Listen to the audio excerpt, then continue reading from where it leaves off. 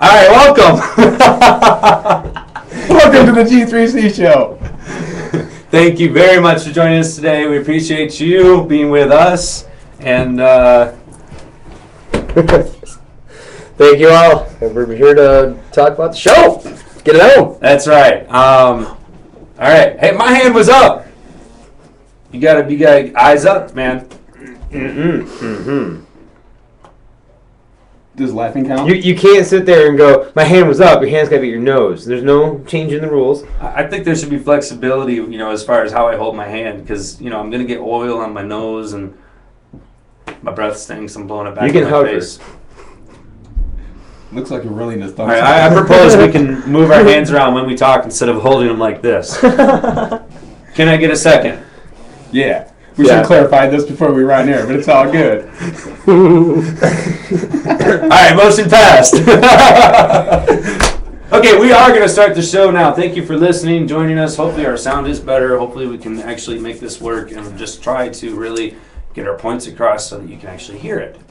All right, so thanks for joining us. We got Chad, Toby, Eric in the studios, myself, John back behind the glass there, the man, the myth, the legend, making it all happen, our producer. So thanks for joining us. Today, this is the Genesee County Compassion Club show.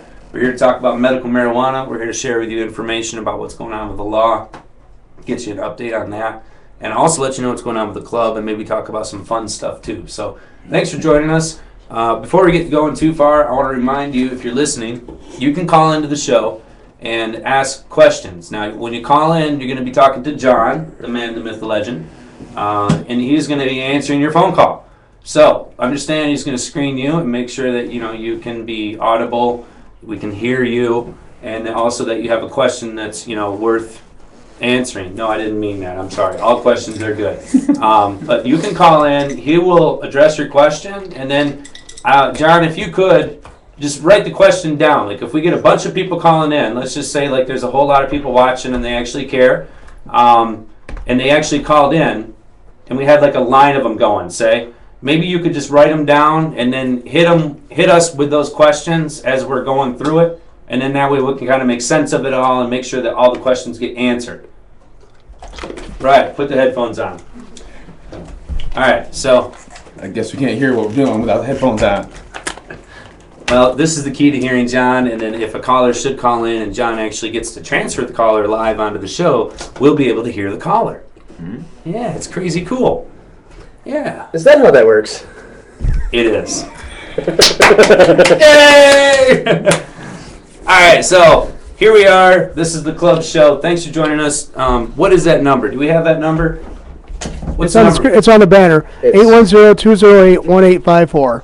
Excellent. Right. All right. He's got and Toby's got the right direction it's running in too. Toby was pointing to it on the screen. I think so. I don't know. I smell a very strong degree of cinnamon terpenes. Ah, yes, there they are. No way I won't be able to talk, man. Those things are potent. They make my eyes water and my nose run. Classes. We got to talk about classes, guys. Yay! Because one of the classes pertains to a lot of the stuff we're going to have coming up in here in the show. We'll start off. We had a wonderful class with DJ Short. It was the 4th on Monday. So it was 2 Mondays ago. Amazing class. Everyone had a lot of fun that came out to it. Boom. Sorry, didn't mean to confuse. And I don't mean to cut you off. And I don't mean to belittle. But we did talk about that last week. I know. I'm just reminding people that we had a great time. Because I'm getting bored. But it's because DJ Short will be coming back. Oh, I'm sorry. Yes. Sweet. He'll be coming back. But segues. But for this month, we have our hash making class on the 15th, which is this Friday coming up. This hash making class is a 2-hour class. Sorry, every time I push the button, it takes me back here. It starts at 2 p.m. to 4 p.m. What bus? Where? What do you mean going back here? What button are you pushing? If you go to the Genesee3C.com webpage, we have our new webpage up. If you go to calendar, the calendar will show you events, classes, and all sorts of fun things coming up at the club. If you click on the class, on mine, all you got to do is touch it. And what it will do is it will take you to a sign-up area where it will give you an explanation of the class, give you the time, give you the cost, and everything you need right there. So boom. So we have our first hash making class, THC extraction. Heat class covers different methods of heat extraction, including cooking methods, topical oils, and medicinal uses. Please bring a notebook. THC extraction. The second part is ice class. We'll cover the history of cold extraction from keef sifting to the bubbleator. Yes. Bubbleation. Students will participate in extracting with ice. If available, bring 1 to 2 ounces of frozen trim. By taking this class and completing it, you will also be able to use the hash lab afterwards. We have the hash lab open to people. You will be kung fu. Yes. You'd be a master hash maker. Yes. All right, and then after this, we have a class that I think is going to be very important for a lot of people listening right now. And if you're listening and you know other people that have a lot of questions right now about things going on, we have Jeremy's class, Law 101. It does go over a lot of the laws with caregiving and patient stuff, but I'm sure Jeremy has a very extensive knowledge with laws, so this class right here will probably be a very important class for many of you right now to take. This class will be February 20th on a Wednesday, and it'll be from 12 p.m. to 1 p.m., but we are saying it will probably go an extra hour like they usually do, so plan on being there from 12 to 2. That class is $25 for members. You can sign up for this right here online. You get registered for that and have a lot of questions answered. I know a lot of people have been asking me questions, not just about recent stuff, but about still caregiving questions, just even basic patient questions. And this is a great class. I know you cover a lot of that stuff. So if you guys are listening, great class to sign up for. And like I mentioned, DJ Short will be back in March. It'll be March 30th. He'll be back to hang out. He's going to be there chilling in the club. He's going to have some of his strains with him. Sorry, I just couldn't put the proper word to it. He will have some of his strains with him, and he will be doing a short little class, possibly. Depending on the turnout that day, we're going to have everyone showing up and hanging out. So come on out that day, March 30th, and have some fun with DJ Short again. I know everyone loves it when he comes in town. Yeah. Awesome. Yeah. And everyone's like, I want to go talk to DJ Short. And everyone's like, is DJ Short a DJ? And I'm like, He's not short either. Yeah, he's not short either. A lot of people love to ask those questions. All right, besides that, at the club right now, we have a couple more things going. Yes. I always thought, before I met DJ Short, Mm-hmm. what was it, 15 years ago, when I heard about this dude, I just have like this totally different image of what he actually looks like. And out of respect, I'm not going to go into details. DJ likes to keep himself private. You know what I mean? And there's reason why you can't go find pictures of DJ, because he's not all over the internet, and he's not all over this and that and the other, like Jack Hare or Jorge. But he certainly is every bit as the echelon of a man in his career, as far as cannabis goes, as those men. He's not a Cheech and Chong type of thing. He is a master. You know what I mean? He's like a John. You got to turn that down, please. You're gonna kill me. But he's like a master connoisseur, you know what I mean? Like a Jorge Cervantes or somebody like that, you know what I mean? So it's really cool to have him be a member of the club, have him coming in. It's neat to have a little bit of the stardust fall down and rub off on us. And at the end of the day, he's just a regular, really cool, down-to-earth fella. Yeah. And he's not like what I was thinking, some sort of, mid-20s dubstep, rolling up in a flapped-out car, you know what I'm saying? Like, yo, man, I'm DJ Short, straight up blew up the blueberry, dog, what's up? You know what I'm saying? Like, that's not DJ Short at all, and I'm very thankful it's not. You do have a caller, and he's a Michigan caregiver, and he wants to know about what the impact is going to be on the Supreme Court ruling or whatever, so he wanted to know that, and I'll switch him over right now. Well, hang on, John. Don't switch him over yet, and I apologize to the caller. I appreciate that call. We're certainly going to get to that on this show today. It's the main topic, without doubt. So we're definitely going to get to that question. Maybe if he wants to call back in later after listening and there's something more specific, as we get into detail, I definitely encourage that, folks. But, we're going to talk about the Supreme Court, all right? We'll get to the dirty laundry, don't worry. Chop, chop, chop, chop. Yeah. The Kung Fu will be delivered. I gotta say what I thought DJ Short looked like originally, like back when I was 18, when I first really started knowing about or hearing about DJ Short. I had people telling me he's from Detroit and they've met him before and stuff, and the people I hung out with, they were into house parties and such. So I picture this guy, being like this little short black guy, round, like Like CeeLo Green. yeah, kind of like a CeeLo Green. Like a hairless Ewok. Yeah. That is much better, John. Thank you. And that was gonna be like DJ Shoat, dog. Like that's what I thought it was gonna be. And then when I really met him, I was Everybody like, knows me. it completely blew me back. And he's a cool dude, like Jeremy was saying. But I always had this vision because you never ever saw pictures of him back in the days. Like never in High Times, never any of the other magazines you could see. And there really wasn't online back then. If you're looking for something like a picture, Hang on, just a second. We're having technical difficulty here. Hey, John. testicle. If I think we're covered now. It was John's phone call was kind of cutting into you, brother, and it was making it hard to hear. So I apologize. Continue on. Oh. I acquiesce. Just like you said, though, I thought I had a different vision of DJ Short, and it's funny hearing other people's visions of what they thought he looked like. It is. All right, but he is very cool, very good member of the club. We're certainly happy to have him. And when's he coming back again? Because I already forgot. March 30th. All right, thanks, bro. Okay, what else we got going on? Oh, Is that it? I mean, that was a ton of stuff, dude. we have the soup kitchen will be coming back up in March. Soup kitchen. Yeah, so we'll let you guys know about that. We are planning to have a more exciting soup kitchen, though. We are open to suggestions, but I know I've been talking with a few people who are in culinary works. I know I've gotten a few new recruits this time who have experience with catering services, owning them and such.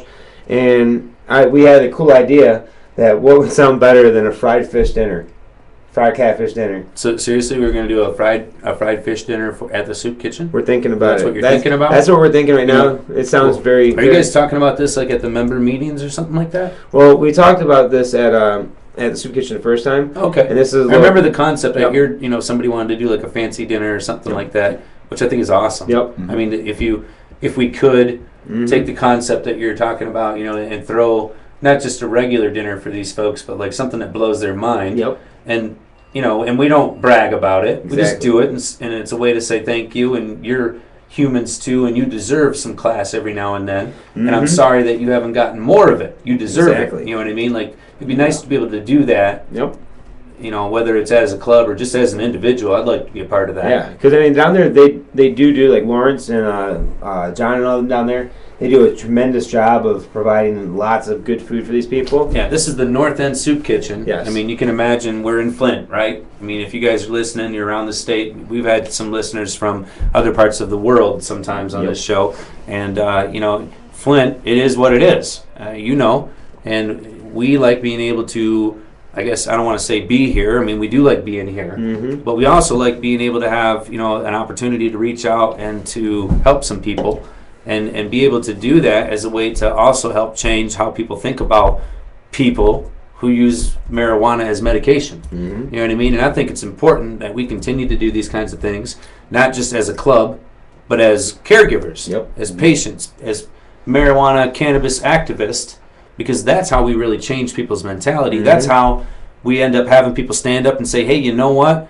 I heard this on the news, this and that, man. Why don't they just leave you alone, dude? I've gotten to know you now. You're pretty cool, and what gives? Right. We need to do these kinds of things to change people's attitudes, to change people's hearts, to make them understand that, cannabis users are regular people. They're not druggies. They're not strung out, and they're looking for some relief just like anybody else is. You know what I mean? And whatever that relief is from or whatever it's for is their business. You know what I'm saying? But it doesn't make them any less human. It doesn't make them a second-class citizen, and it certainly shouldn't make them a criminal. So, but we have to do these things to change that mentality. Yep. We can't just stand up and, call the legislator constantly. We can't just, show up and protest this and that. We got to do the other things that are really going to change people's minds. So that's what this soup kitchen thing is all about. So I hope we can do something spectacular, because that's what these people in the city of Flint deserve. They're living in a hellhole, you know what I mean? And we've served down at the soup kitchen, 3 years now, and it's been a blessing for us to be able to be there. It's a privilege for us to be there. And, we can't give enough because these people are really on hard times. And, you forget about what that's like unless you're there. So, there's a lot of cold people tonight. You do have a caller, Chelsea. I'll put her on. Chelsea from the club talked about an event. All right, Chelsea, come on. I'll put her on. Hold on. Yeah.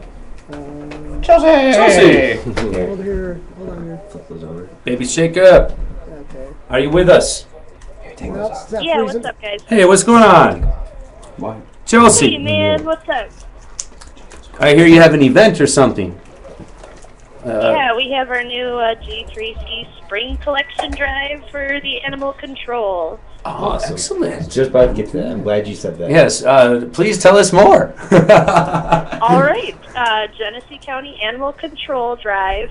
We are collecting donations now through It's not March feeding over, is 7th. it? Continue. I'm sorry. All right. I didn't we catch are that part. collecting items on both sides of the club. We're also accepting cash donations at the snack bar. Animal control needs lots of things: food, litter, toys, dish soap, bleach, blankets, towels, choke chains, live traps. Okay, they're so hold desperate on a needs second. Our help, Hold on a second, and we're Chelsea. trying to do our part to make our Chelsea, community better for all living things. you got it. That is awesome. Let me make sure I got this right. I need to recap a little bit because I have ADD. But you guys are at the club. You guys are collecting. I'm guessing. Let me get this right. Money and pet-related or animal-related items. You're collecting this stuff as donations, and you're going to give it to the animal shelter. Genesee County Animal Control. Okay, so yeah, so you guys are collecting money and food stuff. Do you have like a date that you're going to give it to them on, or is it like an endless flow of bounty for the animals? What's the dealio? I missed that.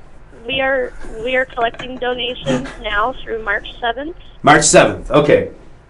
Yep, we've got a doghouse built for anyone who wants to drop off any donations. A doghouse? A A doghouse? Yep, leashes, collars, Sweet. dog food, whatever you Now, are you guys willing to donate. I hate to ask, but you're probably looking for new items. Like you don't want the half-chewed bone that my dog is tired of, right?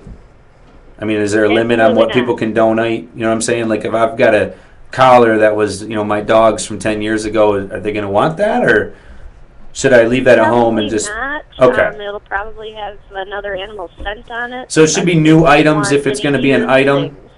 things. Is that it, Chelsea? If it's new items, or if it's items, it should be a new item. Not to sound picky, Yep, but new just for items. sanitation purposes. Yep, Okay, cool. absolutely. And we I do can take- hardly hear you guys. You do but, take money, Yep, right? we are accepting donations on both sides of the club. Cool. All right, thank you, Chelsea. That's awesome. No problem. And cash donations at the snack bar. All right, excellent. Yeah. That's sweet. Rock on, guys. All right, Out. thank you, Chelsea.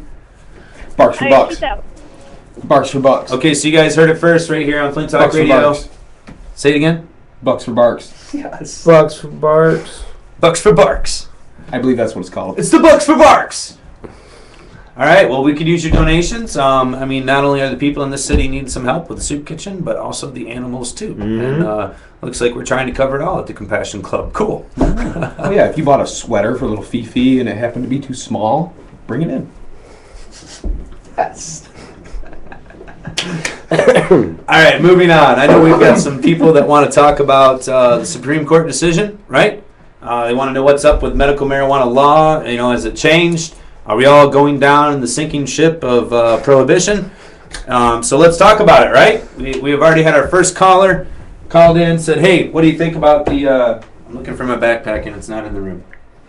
What do you guys think about the recent Supreme Court decision? I think that was the gist of the call, right? Right. And I know that's definitely the gist of everybody's questions that I've heard in the last 5 days or however long it's been. The decision came out on a Friday, I believe it was. So we have a Supreme Court decision issued. And mind you, this is a civil case. So, yes, Toby, thank you.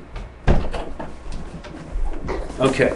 Someone added a great question earlier today, and I don't want to forget about it. And I guess that's the other thing, too, is let me go through, if you will, bear with me. Let me go through a brief explanation of exactly what happened, okay? Because you have to understand this is the court world, okay? It's not the real world. I mean, it is the real world, of course. Don't get me wrong. But this is still court world. This is attorney land. This is the land of language, schematics, and verbiage. And you have to be extremely Right. It's a language that we don't speak on a common tongue every day of our lives. It's a language that, people go to school to, get higher schooling and take the bar in order to be able to understand and decipher this language. But yet it's a language that is certainly affecting all of us, and all of us are just common people. We're supposed to be able to wrap our head around this, fairly easy, and look at it with a common sense perspective. But go ahead, Jeremy. Give us the rundown. Thank you for saying that, though, Eric. You're dead on, because if you go through the law, which is basically what you have to do, when you step into attorney land or whatever you want to call it, the law is clear. Right. And the fact that we have people on both sides of the story for the last 4 years who have been saying, no, it's not so clear, or no, it's incredibly unclear. Right. It's or a farce. Right. So, and you know what? That is all baloney. It is clear. You can read just like I can read, and if you took the time to read and comprehend, it's two things, Right. then there wouldn't be confusion. Right. You know what I mean? There might be discussion so that we can have a proper comprehension. But if we don't have the discussion, then we're probably not going to have comprehension, are we? Right. And that's the thing, is that the state passed a law that they didn't get to discuss, that they haven't taken time to comprehend, and so they want to continue to say that it's unclear. And so I'm afraid that that's the conundrum at the end of the day that we're really in. And at the end of the day, after we go through all of the details of explaining this to you in finer points, you're going to come to the realization that that's the gist of the story here, folks. Is that it is left up to interpretation still. It has not yet been clarified. The cases are going to continue to be ongoing. There are going to be more test cases. They are already in the works, and there will be more in the works. This is not done. This is a step in a long, enduring battle, unfortunately. And I think a lot of folks, when we got the law passed, folks who were involved in medical marijuana or who felt positive towards marijuana in general, when they got this law passed, I think that they sort of had this false sense of security that sort of, the doors have been unleashed and opened on freedom. And now everything's okay. God bless America. It is back to what the Constitution was made for. Praise the Lord. Right. You know what I mean? And the truth of it is that there was a little bit of truth in that. The law got slipped by. The people passed it. And look at how many laws on the books in Michigan that were passed by the people. Right. You're going to find that there aren't any except for ours. Right. It's a conundrum. It's a one-off. It's a anomaly in the legislative process. And the people who normally control those things have a chip on their shoulder, for one, that they weren't included in that this one was done without their assistance, without their approval. Okay? And the fight has been on since. So, folks, it is either time that you stand up as citizens and say, you know what? No, this is our land, and we're going to do with it what we know is right. And you're going to comply with the laws that we've passed. We have done what you've asked us to. We have used the proper channels. We have given due process. It is you who is now standing in opposition to the freedom and to the things that this country says that it stands for. And it is you who needs to step aside. It is you who needs to back down. So, folks, that's what I would tell you after we get in through the details. At the end of the day, that's a synopsis. That's where things are at. And you can either back down and go back down to your little cave and wait for somebody to come out and tell you it's okay, whenever that is. And they'll feed you your bottle when you come out that day. And you'll get it however they decide to give it to you, when they want to give it to you. Or you can come out on your own and say, F it, this is my little piece right here. All right, so let's go into detail. Enough about the narrative and all that. But I enjoyed that narrative, though. Very, very good. Thank you. Details. Let's get into attorney land. Let's get into the guts of this. You guys can hopefully hear me. And after I get through it, if you have questions, please call in. All right, and I'm going to try to go quickly so that you have time for questions. So bear with me, and here we go. All right, Brandon's case, the apothecary, Supreme Court case. First of all, you have to understand this is a civil case, not a criminal one. It makes a big difference. There's no jury, for one. Okay? That's how you can tell one of the differences as a regular layman's person. There's no jury in this trial. Number two, there's no criminal charges. So at the end of the day, if the verdict is guilty, which there is no such thing as a guilty verdict in this type of case because there's no crime. There's no victim. There's no crime. Right. even more importantly, folks, that's why it's considered a civil case and not a criminal case, is Right. because there is no crime. That's why there doesn't have to be a jury. Okay? This is a civil case. This is the same thing as if Eric and I have a disagreement. And our disagreement is not over anything that's illegal. It's just simply a disagreement. I can choose to take Eric to court and have a judge decide between us how it's going to go down. Okay? There's no law breaking going on. There's no criminal activity. It's just simply a disagreement. That's what this case was. Okay? And the disagreement in this case was between the county prosecutor and Brandon. Brandon's business, the apothecary. Brandon didn't break a law. Brandon was never raided. The police didn't come kick in the door. There were no charges filed. There was no seizures. None of the typical things that a lot of the caregivers and businesses have gone through in the last 4 years. But you see, Brandon was the first. Brandon was the one first tried. Not the first to get raided, but he was the first one to be tried with a different type of legal approach.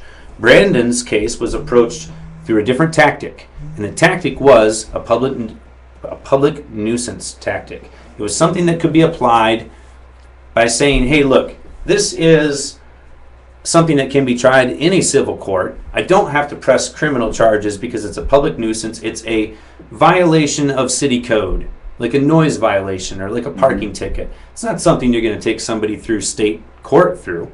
So we're going to instead call it a civil case. It's a public nuisance, and you need to close your doors because the Attorney General has decided that by definition you are a public nuisance. Now granted, if you look up why that was decided, there's no facts in that decision. It's purely a skeptical, opinion-based decision. So let's go back forward again. It's a public nuisance, a civil case. The prosecutor took it to court. The first judge said in that county, no, Brandon's not a public nuisance. There's nobody that made a complaint. Right. The only complaint is you, the prosecutor. So we have to take that into account. Next thing happens, the prosecutor says, no, I ain't laying down. And he does so with the help of the Attorney General and takes it to the appeals court. They go to the appeals court, and the appeals court, which is a very conservative panel, construes this as some type of a sale thing, talks about different aspects of the case, but ultimately decides that, no, Brandon is a public nuisance and he does need to be closed. So consequently, of course, now Brandon has got one judge saying yay, Court of Appeals judges saying nay. What's he supposed to do? He, of course, appeals his case to the Supreme Court. Supreme Court of Michigan. You know, that's a big deal. It is. Okay? But, again, the fact that you went to the appeals court is a big deal. You don't just go to the appeals court, folks. Okay? People that go to the appeals court, what can you imagine would go to the appeals court? I didn't kill that guy, right? It's important stuff. It's not over a public nuisance. It's not over my radio was too loud. They don't hear cases like that. Right. Okay, but they heard this one, interestingly enough. Okay? And the appeals court made the decision that no, Brandon is a public nuisance. He should be closed down. And so therefore we move on. Now Brandon takes his case, appeals it to the Supreme Court. Okay? Now mind you, the Supreme Court is not a regular court. You don't walk in, sit down in front of judges. There's not going to be a jury over in the box. The judges are going to look at the previous decisions in the appeals court, the down court. Then they're going to look at any other information that's out there available. And then they're going to look at all that information and they're going to make their decision. And typically, the attorneys don't even walk into the building. Neither does the guy who's there. He's going to show up on the day they give a verdict. But while they're deliberating, because it's the judges who deliberate, there is no jury, while they're making their minds up, nobody's there. It's for them to extrapolate all that information on their own and to make those decisions. And this is the decision that they came up with. After 9 months of deliberation, after watching this go through a court system for 3 years and then going to the Supreme Court, this has been around for a while, folks. There's been plenty of time for information gathering. All right? And you got the decision that you got. So keep that in mind as well. All right? So now Brandon goes to the Supreme Court in a civil case. Again, something that's about equivalent to a parking fine. And now the Supreme Court, not only do they take the case, but they hear oral argument. It's unheard of. Unheard of. Go back and look at how many of your Supreme Court cases have taken oral argument from both sides. Look it up. I don't know what the number is, but I can tell you it's real low, folks. They did that. And then deliberated again for another 3, 6 months, whatever it was. And then again, this is the decision that you got. So now let me back up again. Civil case, Supreme Court, mind-blowing crap. Think about how much money it takes to get to the Supreme Court. I got to bring that up, folks, because if you ever take a Supreme Court case, you are talking no less than $75,000. And that includes the 2 courts that you had to go through to get there. And that doesn't mean that they're going to take your case. That just means you wanted to take it to them, and you went through the process to be able to take them a case. All right? Most attorneys will tell you, call them up right now, I got a case, it hasn't even started yet, and I know it's going to end at the Supreme Court. Let's just say hypothetically. There's not too many attorneys that would touch it for under $100,000. So, grant you, that's what it's going to cost you. You can only imagine what the government charges itself to go through that process as well. The investigators, the judges, paying the juries when they do have to show up, paying the bailiff, paying the court recorder, paying the attorney that works for the prosecutor, paying the prosecutor's assistant, and then paying the prosecutor themselves, on top of paying the investigating officers who did the raid in the first place, on top of paying lab technicians, paying for shipping, paying for packaging, paying for storage. And let's not forget all the money that went into creating that entire thing in its initial first existence. Right. The building and everything. The cost of a case like this is astronomical. It is probably close to no less than a bare minimum of $500,000. And you have to understand that, I'm sure Brandon paid his fair share. I have no idea what he was responsible for. And I'm astounded that that young man had the ability and the fortitude to go through this. Because there's a whole lot of other people that have backed down, took plea deals when they shouldn't have had to. But Brandon somehow was able, managed, and did go to do what he needed to do. And so he's a hero in my book. His case went down kind of like another hero that I have in my book by the name of Jeff Jones, who was the first guy to really take a hit out in California. And I got mad respect for those guys because they did the right thing, and the judges are the ones who puked on them. The judges puked on justice. They shit all over it. And here's how they did. Let me explain. All right? Civil case. So all they had to do was address whatever portion it was that they wanted to. There's no criminal charges here. The repercussions of saying yay or nay really aren't all that big. Or are they? We got a nay. You know what the repercussions are. You see them happening right now across the state. You know what the direct repercussion was to Brandon itself, of course, but you see it resonating across the state. So I don't need to talk about what that is. Let's consider for a fact or for a second what the positive outcome could be if they said, guess what, sales are legal, there's nothing wrong with this, and you have no business violating customers or patients or caregivers' laws. Back off. Back the F down. What if that happened? What would happen? Think about the repercussions of that. Let's not get into it because I don't have time. Now let's back up and think about what they actually did. Okay, civil case, all they did was address Section 4. If you look into the law itself, and that's what I started this conversation by saying, read the law, folks. Go back to the law. Go to the state's website, legislature.gov, pull it up. It says in there 2 different sections very distinctly. There's Section 4, there's a Section 7, and then there's a Section 8. They're all broken down by number. It's very easy to read, and they're actually no longer than a page length on your screen, each one of these things. They're in layman's terms. You have to understand, yes, this law was written by attorneys, but it was passed by the people. So in order for us to be able to even get it on the ballot, it had to be so damn simple that anybody could read it, understand it, and vote yay or nay. We had to get it past a panel by the state in order to make that happen. And they wanted to do everything they could to not let it get on there because they knew what would happen. Folks, it is simple for a reason. I need you to go back and read that damn law. Section 4 provides certain protections in court for people that are following the rules without question. It's like driving down the car with a driver's license, the protection that's provided with that, and doing the speed limit. Of course you're protected by the law. Of course you shouldn't have to go to court, so on and so forth, okay? The second part of the law is Section 8. And Section 8 says, hey folks, guess what? As long as you were in your car and you were driving, and let's say, for instance, we'll use the baby rule, okay? And I know this isn't something that happens all the time in the car world, but this example happens every time in the medical marijuana world, okay? This is how we make exceptions to laws. So I'm driving in my car 45 miles an hour. I've got my driver's license. My tags are up to date, registration, license, insurance, all that jazz, and I'm doing the speed limit. You better bet that I expect not to get pulled over. And if I do, so help me. right? Mm-hmm. God-given right as a citizen. Amen? Right. All right. That's the 4th section of the law. 8th section of the law is this little one that nobody really wants to talk about. It's the one that the Supreme Court refused to address. And they didn't have to address it because Brandon's not charged with criminal charges, so we don't even need to discuss this. By Section 4, he's not protected to do what it is that he wants to do, so he's not protected by Section 4. That's what the Supreme Court justices said. They didn't talk about Section 8. We're going to get into that later. But again, here's the rule. I want to give you an example of how this works. This is the baby rule, I call it. All right? So again, we're back to driving the car. Everything's legal. Speed limit's 45, but now the wife's pregnant and she's about to burst. In fact, she already has, right? And it's not time to drive 45 anymore. It's time to drive as fast as I possibly can to make sure that she doesn't die, and neither does the baby. And do you think that any cop would do anything other than say, whoa, let me guide you? Do you think any cop would pull you over and give you a ticket for doing what it is that you were doing? Do you think that they would come and take your license and take your car away? Or detain you, right, on the side of the road. Yeah, or right. delay you. Right.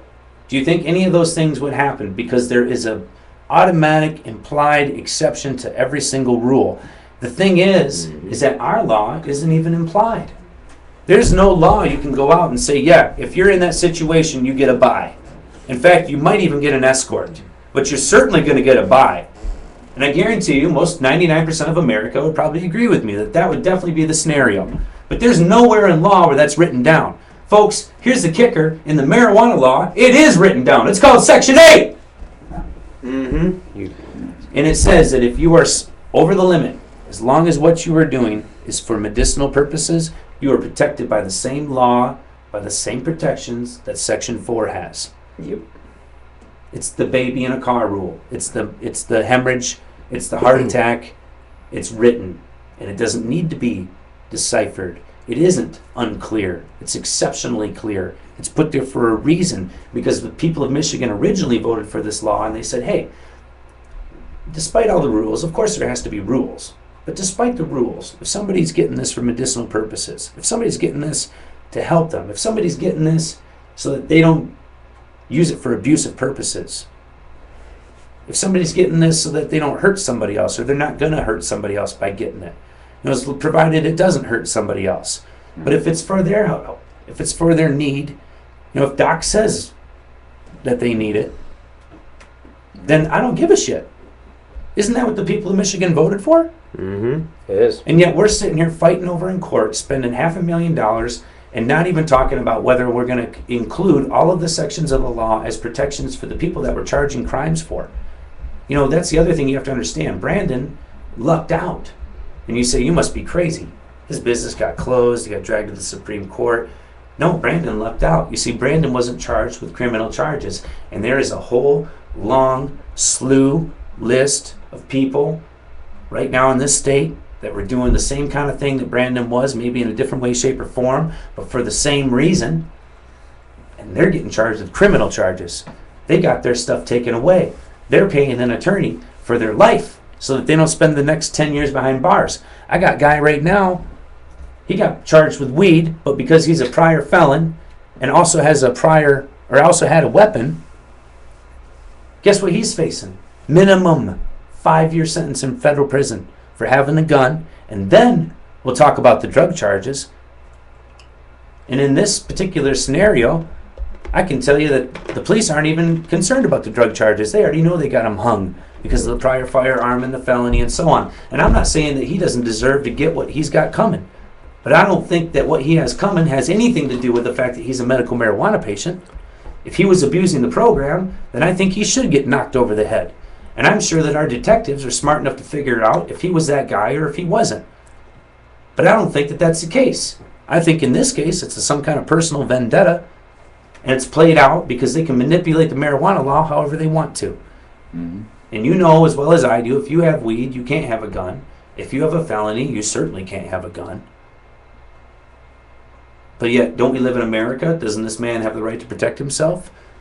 He had a doggone rifle in a closet. What's so wrong about that? What is so damn wrong about that? He couldn't defend his wife and his kid? And you're telling me that the city that he lived in is so damn safe that he shouldn't have to worry about that? Are you kidding me? But yet he shouldn't be able to do that because he's a prior felon. And he certainly shouldn't be able to have weed. Because whatever narcotics at the doctor's office come with a label and say he'll be better off with it. Folks, things are effed up right now. And unless we start just as a whole, as citizens, not as some big fancy group, not as some rally, not as some war cry or some kind of effing parade, but every single freaking day, you do what's right and you stand up and you say, no, I'm not doing that. F that. So you guys out there that are thinking about packing it up, you guys out there that might want to close your doors, I challenge you. Sit down, talk to your attorney, give them a little bit more money, make sure they're retained. Go talk to the people in charge, let them know where you stand. You know what I mean? If things are that bad, if you're getting a cease and desist letter, and you need to go talk to them face to face and say, what's up? How is it that you possibly think that you have the right to stop me from exercising my rights? What gives you the right to do that? And on what grounds? And you're seriously going to tell me that this is somehow over a public nuisance when you have zero complaints? Here's the other thing I want to point out before we delve into questions and any further. I want you to know, Brandon is left with a choice, and I don't even know if Brandon realizes this. But because of what the judges did, and because of how it played out, Brandon has an opportunity right now. Brandon can go to the next step. I don't know if Brandon's business was forced to be closed a long time ago. I suspect it probably was. I doubt that Brandon was able to, carry through a Supreme Court case and keep a fledgling business running, certainly in today's economy, under the pressure of, being a criminal and, being chased in that town like he's some kind of drug lord and yada, yada, yada. You can only imagine. Right. I highly doubt. But if his business has remained open, if there's an opportunity for his business to open again, if it has closed, Brandon has an opportunity because Brandon was not charged with a criminal activity. Brandon was charged that he is a public nuisance. So what Brandon could potentially do is reopen his doors and wait for them to come in and then actually charge him with a crime. And then he could go back to court and figure out if he is actually protected by Section 8. And they might actually have to address it this time. Except the difference is it's a crime, and they're going to have to do it in front of a jury. Not behind closed doors, not in some private meeting, not to their own will. It's going to be up to the jury. And you know what? Brandon might not be able to be that person. Brandon certainly has done more than enough for this medical marijuana movement, whether he intended to or not. We all owe him a great debt. A great debt. But you know what? There's going to be somebody else out there who's going to test that for us. I hope it's not me. I hope it's not one of you guys. But somewhere, someday, somehow along the line, it's going to get tested. And to be honest with you can all relax because those test cases are already in process. Look around you. You probably know some of those people. The question is who's going to be first? How's it going to go down? And then how's it going to affect the other people that are already in line? And are there more people that are going to get stuck in that stinking line? Yeah, probably. It looks like it's going to be that way, folks. But all I can tell you is hang tight because you're still protected. Go back, read the law. Section 8 clearly says, as long as you're not in violation of Section 7, remember I mentioned that at first, 3 sections. As long as you go back and you read Section 7, and you didn't break any of those sections, then guess what? You're protected by Section 8. And let me tell you some of the things that are in Section 7, okay? Smoking weed on a school bus. Right. How many times are we ever going to do that? Yeah, so, and you know what, by right, if some MFer lights up a doobie and says that it's for medical purposes on a school bus, I will personally smash his teeth in for you. And I don't care if it is for medical purposes. He could figure out a way to do it discreetly and to not invade the children around him and to not try to make some kind of political statement. Right. I don't need the asshole with the neon sign in front of his building down by the damn ballpark. I need him to go away. But I need, the only way that we're going to get respected in this movement is if we start doing things like the soup kitchen. We stop doing things like the neon signs. We start saying that, hey, look how this is helping people instead of walking around in a haze and, I can't believe, free the weed. And, hey, I love that stuff too, man. Cheech and Chong are great. Weed has a lot of wonderful aspects about it. But to, allow the opposition to utilize that and discredit what it really is for is a fault of our own. We have to be careful that we don't lend ourselves to that. So I'm done preaching. If you guys have questions, call in. Be glad to answer. We have about maybe 15, 20 minutes left. Eric, I thank you for being in the studio. I want to get your opinion on it too, as a councilman now. What you have to think, Toby, as a man working in the club, seeing people every day, and as a caregiver yourself, I'd love to know what you think too. You know what I mean? And I'd love to hear what some of our people back at the club think. And again, if you guys have questions, let's talk about them. Before we get into that, I had one quick question that a member did ask me today prior to coming out to the podcast, and it's off topic, but I just want to answer it quickly because this is also a good example of how if you don't read things carefully, you're going to get bamboozled. Right. So this is dealing with the application process itself. On the application, when someone fills out their designation as a caregiver, you have a couple options as a caregiver. One of them is to be the person who's going to grow the plants, okay? And then obviously the other option to that would be to not grow the plants as a caregiver. So as a caregiver, though, you always have the option, or the responsibility, I should say, by law, to provide the medicine to your patient. It does not necessarily mean that you have the responsibility to grow the plants. That is a specific, separate designation that you designate on your form. So you can have a situation where a caregiver does not have the authorization to possess plants. We already, for the most part, understood that there were patients who couldn't have plants, but there are also caregivers in certain cases that will not have that authorization either. So I want the folks in our club to know that, for a couple different reasons. If you're one of those caregivers that provides plants, you need to identify with the person that you're dealing with whether or not they have the ability to possess those plants. Because if you give them to somebody and the bottom of that card says no, you are breaking the law. Okay? Now, granted, back to schematics. You'd be breaking Section 4 of the law.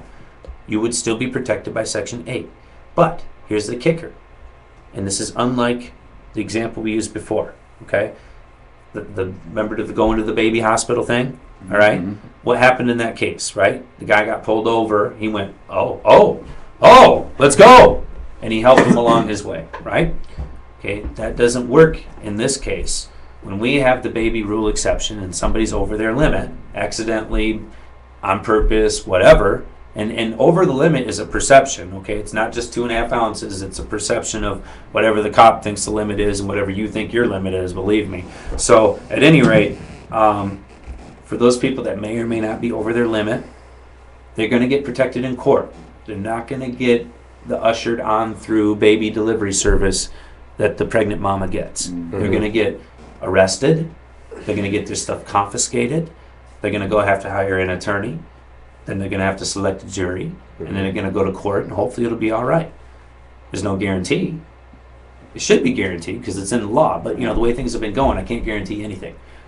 See what I'm saying? So you have to be careful. If you want to be a Section 8 guy, if you're like, hey, my patients are so needy that there is no flipping way that if all I ever had was like bone dry, 2.5 ounces for every one of those people, and didn't have, you know what I mean? Like, if I do the math, it ain't going to happen. There's going to be an interruption in the supply, believe me, brother. And I'm going to be out having to go get medication for them that I don't know where it came from or how it was processed. And I'm hoping it's good enough that, is going to cost them more. You know what I'm saying? So all of those things are what a caregiver deals with. I know. Okay? But if you're going to be that guy that's going to say, F that, and I'm going to make sure my patients have an uninterrupted supply, I'm not going to abuse the program. I'm not going to try to produce extra. I'm going to try to produce what I need to produce. But that's going to require me to have somebody else have the perception that I'm somehow over my limit. If you're going to be that guy, no, you are protected, but you're protected by the Section 8 process, which is get arrested, get confiscated, get a lawyer, go to court, hope it works out. If you don't want to be that guy, then that means you got to have, without question, without that perception, that you are completely within your limit. And I'm telling you, folks, there's been a few cases I've seen where, are you kidding me? Like, there's no way you could think that guy was over his limit, but yet here he sits in court. So, even so, as much as you may try to stick it within your limit and label stuff and do the right thing, at the end of the day, if the cop's having a rough time and he don't like you, they have the ability to do what they want, and that's what I'm talking about. We have to be able to change this. We have to be able to say enough's enough. You know what I mean? You need to respect the law like we need to. And right now, the Supreme Court justice says, I think they do respect the law, but I think they went chicken shit and said, okay, well, we're only going to talk about Section 4 because that's all we got to talk about. We're not going to talk about Section 8. Right. This kid isn't here for criminal charges. No, there's no reason to address those issues. And they open up a whole flipping can of worms. So we're not going to talk about it. And another thing that the Supreme Court did talk about, since you're not getting any calls, I'll get into it. They talked about money. Mm-hmm. And they talked about the exchange and a sale and what's legal and what ain't. You know, they said the sale's not protected. But again, not protected by Section 4. They didn't say by Section 8. What they also interestingly said was that, you know, just because if I'm a caregiver and you're a patient, and we exchange medicine for money, doesn't necessarily mean that that's an illegal activity. It doesn't necessarily mean that that's a sale or that it's not protected by the law. They did say that very boldly, very clearly. So what that constitutes is the fact that, okay, you're telling me that sales are illegal in some way, shape, or form, but yet you're not saying they're illegal. Back it up. You said they're not protected by Section 4, not that they're illegal. Okay, so there's one thing. The next thing is that the law itself says I can be compensated for costs associated with. Well, certainly cost would have to include time, effort, resources, all those things. Mm-hmm. So whatever that compensation is would be ultimately for the caregiver to add up, correct? So they do. So they have the ability to be compensated. We have confirmation from Supreme Court judges that money can be that compensating factor. You know what I mean? Mm-hmm. And then it basically negates the prior decision that sales are illegal, in my opinion. So where are we left at? We're left with, in my opinion, sales are legal. According to this decision, you have to, you know, add 2 and 2 together to get 4. But how could you say otherwise? If only you want to neglect and not talk about Section 8. Or not talk about the other part that says caregivers have the right to be compensated. You know what I mean? Like, you want to just continue to exclude portions of the law and only talk about the ones that are convenient for you. And, you know, another thing is that there's another part of Section 8 that says there's a presumption of innocence, again, if you're not breaking any of the things in Section 7. So furthermore, not only are protected by the law, but the law should have a presumption of innocence on this particular card holder that provided they weren't smoking on a school bus, they're probably following the law. And it was put that obvious because we understand that law enforcement's not that trained to be able to identify whether this is a medical marijuana plant or just a regular street marijuana. We don't expect them to know that. But we certainly expect them to be able to tell us, you know, Eric's sitting on the public park bench smoking his bong. Obviously inappropriate, uncalled for, not protected. Right? Right. Simple. But if Eric is smoking his bong, you know, in his car, parked on this, you know, at the rest stop, and the car's off, and, you know, he looks like he's hanging out for a while, well, should be a presumption of innocence. You know, you're not going to get back in the car and drive impaired. You're not going to be sharing it with the next guy that comes up. You're being private to, you know, the extent that is legally necessary for that type of thing. You know what I mean? There is a presumption of innocence given because we don't expect you to understand us. Well, first I'd like to say, Jeremy, fine speech. Nickname right. you wrote William Wallace. I have a headache now. No, but that was Jeremy, you hit on such fine points there that it's hard to go over them all. But I will jump off with the one where you left off with the sale, and I will say that you know, just speaking broadly, and this is just taking a perception from this is America, and when something is legally for sale, it can be a business. It seems like that sort of is left off the table, and I think that there's a much greater philosophical debate when it comes to the whole premise of our country and what we're founded on. I want to point out the fact that you're absolutely right. And the fact that we've continued to just completely ignore the fact that if I give you money for a product, that's a flipping sale. Right. The only thing that we need to watch is the second that I make more than it costs me, I make money off from the sale, okay? Because I can have a sale and not make money. Ask a car dealer, all right? They'll tell you all about it. I can have a sale and not make a profit, or I can have a sale and make a profit. And there is nowhere in the law that says you can't make a profit, above and beyond whatever it is. And believe me, folks, the word profit is totally manipulated. It is. The thing that you profit, does that not pay your bills? So how is it that you are profiting? Right. Is it not just simply taking care of the cost that you have to go back to work? Right. That's my point. That is exactly it. So these folks here are charging these patients for their product, which costs them time and resources. You know what I mean? Right. They're just simply being compensated for that through the exchange of a monetary value. And yes, unfortunately, the government says, well, that's profit, and you need to pay tax on it. But these guys don't even want to talk about that. Right. They want to pretend like that doesn't exist, and that if you do make profit, it's illegal.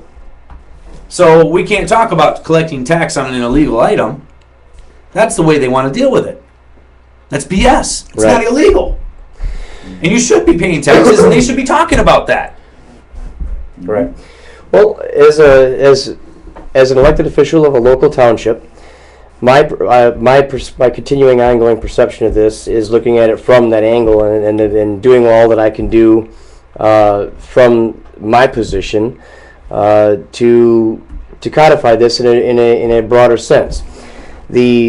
At the same time, I look at the decision. I think that the decision has 21 days to be.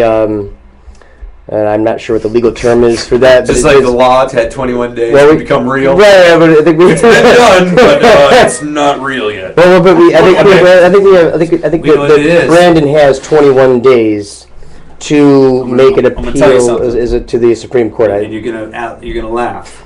But how long does it take to establish a habit? Look it up.